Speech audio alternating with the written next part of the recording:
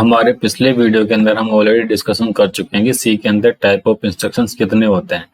हमारे पास सी के अंदर 4 तरह के इंस्ट्रक्शंस होते हैं या स्टेटमेंट्स होते हैं। सबसे पहले आता है टाइप डिक्लेरेशन, जो कि वेरिएबल्स या कॉन्स्टेंट्स को डिक्लेयर करने का काम करते हैं कि वो किस टाइप के वेरिएबल्स हैं या कॉन्स्टेंट है। सेकंड हमारे पास में स्टेटमेंट आता है अर्थमेटिक टाइप के, जो कि अर्थमेटिक ऑपरेटर्स के ऊपर अप्लाई होते हैं। तीसरे होते हैं हमारे पास इनपुट आउटपुट के लिए, जो कि कीबोर्ड से इनपुट लेते हैं या आउटपुट स्क्रीन के ऊपर हमें शो करते हैं। और चौथे हमारे पास में कंट्रोल स्टेटमेंट। तो इस वीडियो के अंदर हम डिस्कशन करेंगे इनपुट आउटपुट स्टेटमेंट्स के ऊपर, वेरिएबल्स के ऊपर, और कैसे क्या इनपुट ले लिए जाते हैं, इनपुट सिंटैक्स कैसे वर्क करता है और आउटपुट से सिंटैक्स प्रिंटफ इसके अंदर कैसे यूज करते हैं।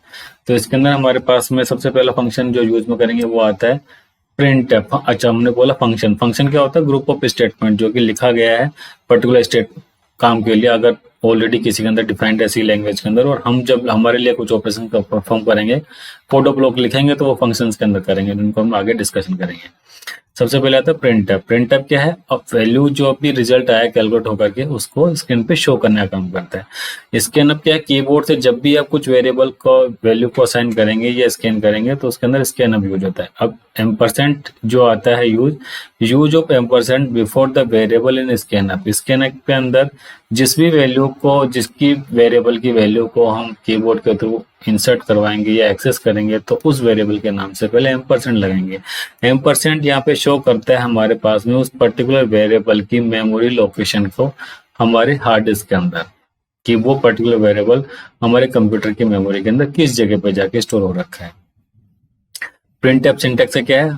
Format string list of variable. Printf syntax के अंदर एक साथ हम कितने वेरिएबल पास कर सकते हैं, वैसे स्कैनअप के अंदर भी कि हम कितने सारे वेरिएबल पास कर सकते हैं। उसका पर्टिकुलर स्टैंडर्ड रूल है कि percent operand type, percent operand type, percent operand, percent operand, मतलब ये इसका सिंटैक्स है कि स्कैनअप के अंदर सबसे पहले लिखेंगे परसेंटेज का साइन लगता है हर ऑपरेंड से पहले जिसकी वैल्यू को हम स्कैन कर रहे हैं, तो और उसके बाद में लगता है एम्परसेंट के साथ के अंदर ये। तो यहाँ पे ये एक्शन क्या परफॉर्म कर रहा है? एम्परसेंट वो या तो उसकी जो वैल्यू है उस वैल्यू को असाइन कर रहा है इस ऑपरेंड के अंदर।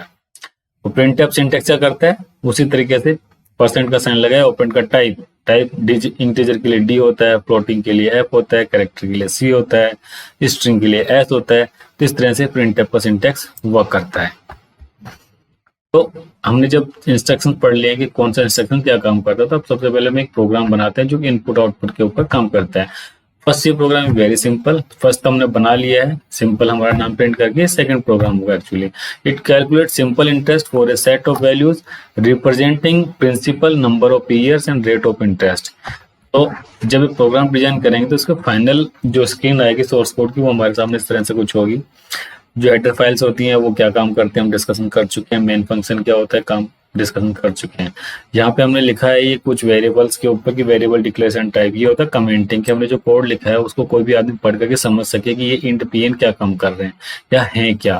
तो ये कमेंटिंग करी जाती है प्रोग्राम के अंदर। CLRR से स्क्रीन को क्लियर करने के लिए प्रिंटफ का यूज करा है कि एंटर प्रिंसिपल अमाउंट, ये हमें स्क्रीन के ऊपर दिखेगा। अब इस नीचे लगा स्कैन है %d %p, पी लिखा हुआ है, प्रिंसिपल को डिनोट कर रहा है। अब देखिए %p मतलब पी की मेमोरी लोकेशन बताएगा। अब ये डी क्या बता रहा है? जो वैल्यू आ रही पी की वो इसके थ्रू स्कैन होगी, क्योंकि यहाँ पे %d लगा हुआ है, क्योंकि यहाँ पे ये इंटीजर है। यहाँ पे %f लगा हुआ है क्योंकि ये फ्लोटिंग है।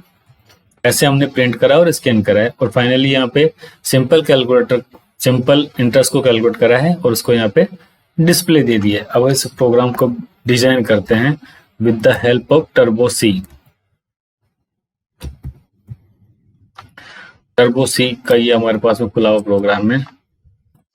इसको हम बड़ी स्क्रीन पर लिए है। include stdio.h include conio.h goldman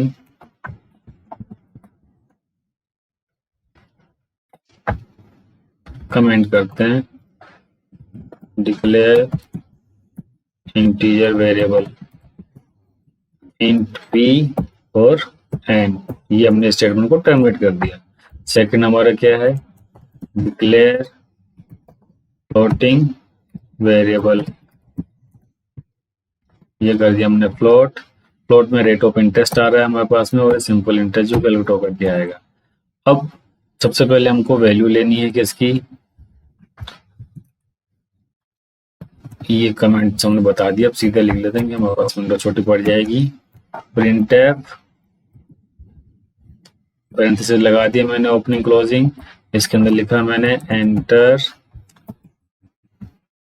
principal amount. Principal amount क्या आएगी वो डिस्प्ले में आएगा। स्कैन ऐप, वैल्यू को स्कैन करना है तो हमने क्या परसेंट का साइन, किस टाइप की वैल्यू स्कैन करनी है उसको लिखा हमने इंटीजर के लिए डी।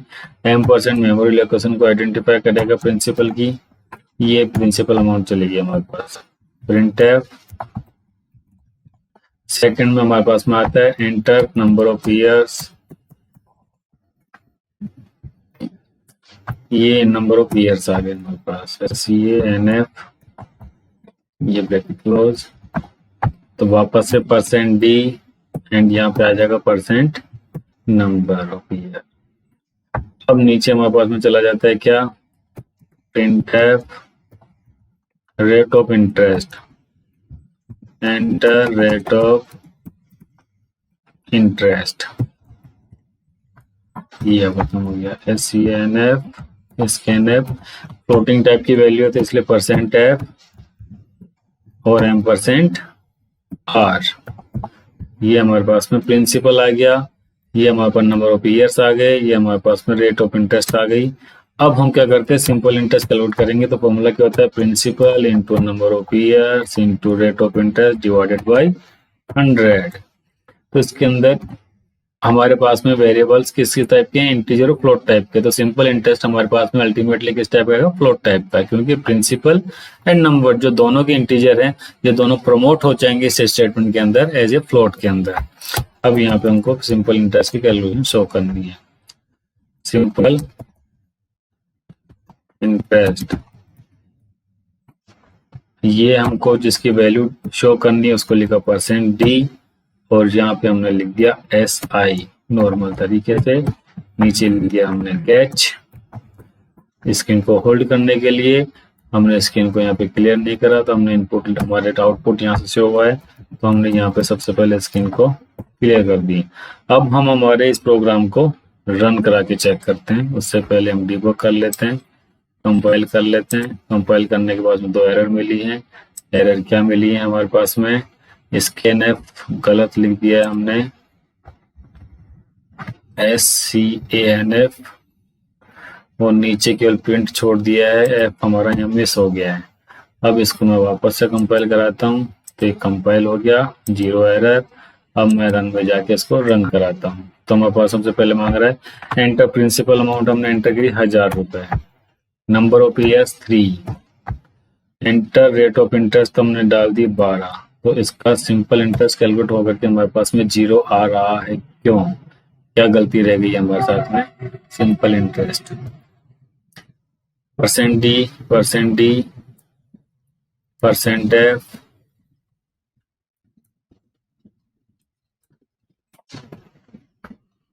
Percent F.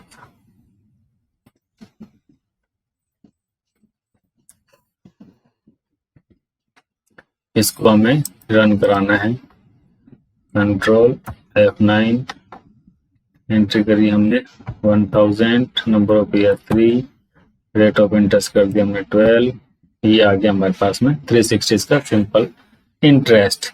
तो हमारे पास में पिछली बार जब रन कराया था हमारे पास क्यों आया था, क्योंकि हमने यहाँ पे परसेंट एफ की जगह पे कर दिया था हमने डी करने से क्या हुआ कि उसने सोचा कि ये इंटीजर टाइप की वैल्यू हो गई, और जो फ्लोटिंग टाइप की वैल्यू को इंटीजर टाइप के अंदर उसने कन्वर्ट नहीं करा तो उसने क्या कर दिया उसको 0।